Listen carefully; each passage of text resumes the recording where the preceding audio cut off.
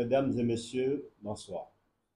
Je me tiens devant vous aujourd'hui 8 juin 2024, après presque un an de souffrance et de douleur, non pas en tant qu'orateur, mais en tant que parent dévasté, meurtri, en quête de justice pour notre fille victime d'une tragédie inimaginable. Imaginez-vous un seul instant dans notre situation, entrant dans un hôpital plein d'espoir, un hôpital qui est censé être le sanctuaire où les vies sont préservées, seulement pour être confrontés à l'horreur la plus impensable. Notre bébé, notre chair, notre sang a été confondu le 25 juillet 2023 à un linge sale dans une machine à laver morcelé par un programme de lavage à 90 degrés pendant 30 minutes. Ces petits membres dispersés comme des débris sans importance. Face à cette situation abominable, nous avons entrepris des démarches inlassables pour faire la lumière sur cette négligence criminelle. Nous avons été entendus par la justice d'alors, mais nos demandes de transparence et de vérité sont restées lettres mortes. On nous a donné des explications dérisoires, une explication qui insulte notre intelligence.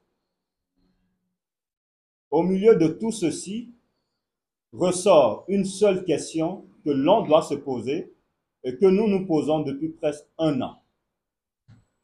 Comment a-t-on pu confondre un bébé de plus d'1 kilo à un linge pour en arriver dans cette situation?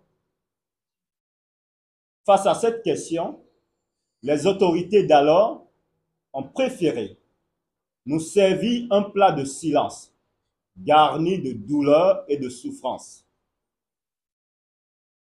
Mais nous ne pouvons plus tolérer le silence complice de ces autorités. Nous exigeons justice pour notre fille.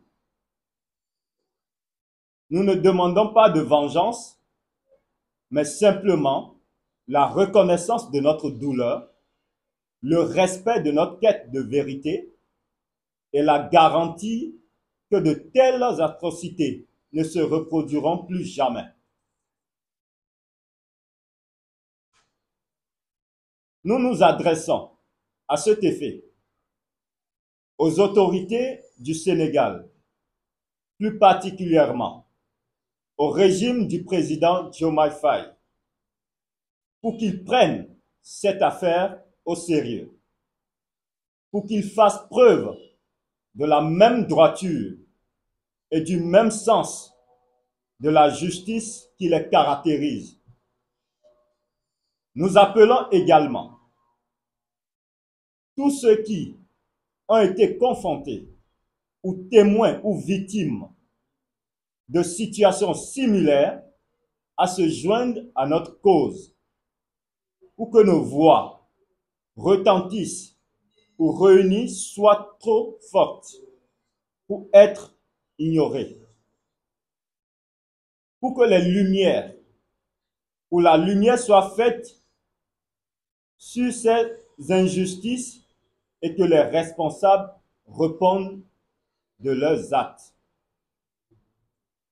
Nous ne nous tairons pas. Nous ne reculerons pas. Nous continuerons à nous battre jusqu'à ce que justice soit rendue, jusqu'à ce que les cœurs meurtris trouvent enfin la paix. Car tant que la justice sera bafouée, sera à la merci de quelques indigents, tant que les innocents seront sacrifiés sur l'autel de l'indifférence, nous serons là, debout, à nous battre, sans rien lâcher derrière nous,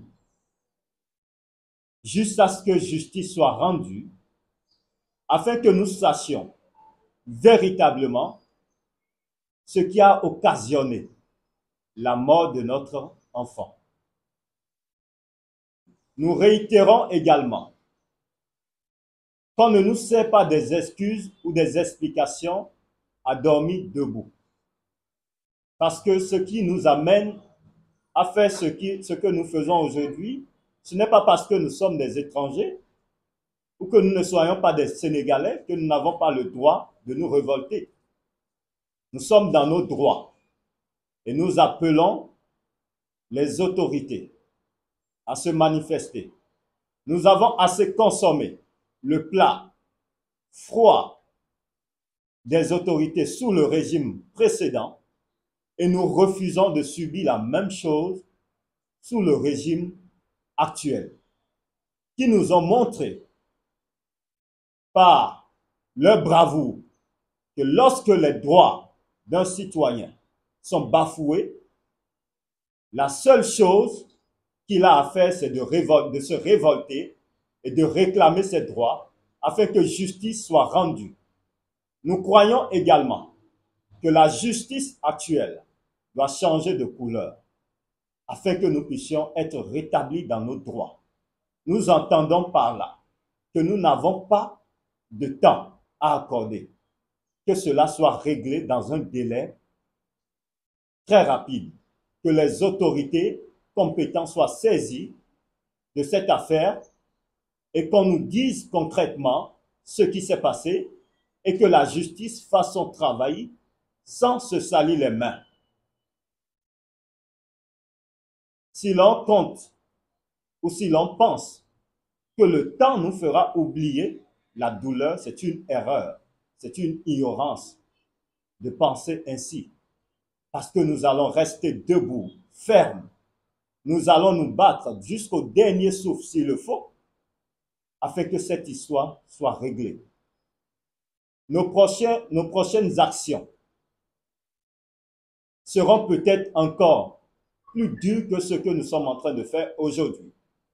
Parce qu'aujourd'hui, c'est un message d'alerte que nous sommes en train d'envoyer aux autorités, plus précisément au régime du président Diomaye Faye, a fait la lumière sur cette histoire, sur cette affaire, afin que nous puissions rentrer dans nos droits.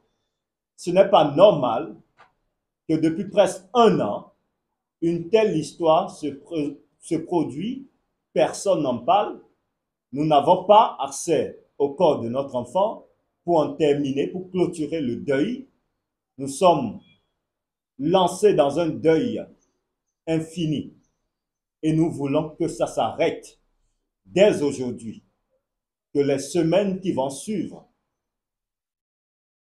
ces moments soient des semaines où les autorités vont sortir cette affaire du placard et révéler à l'opinion publique ce qui s'est réellement passé et que nous soyons rétablis complètement dans nos droits.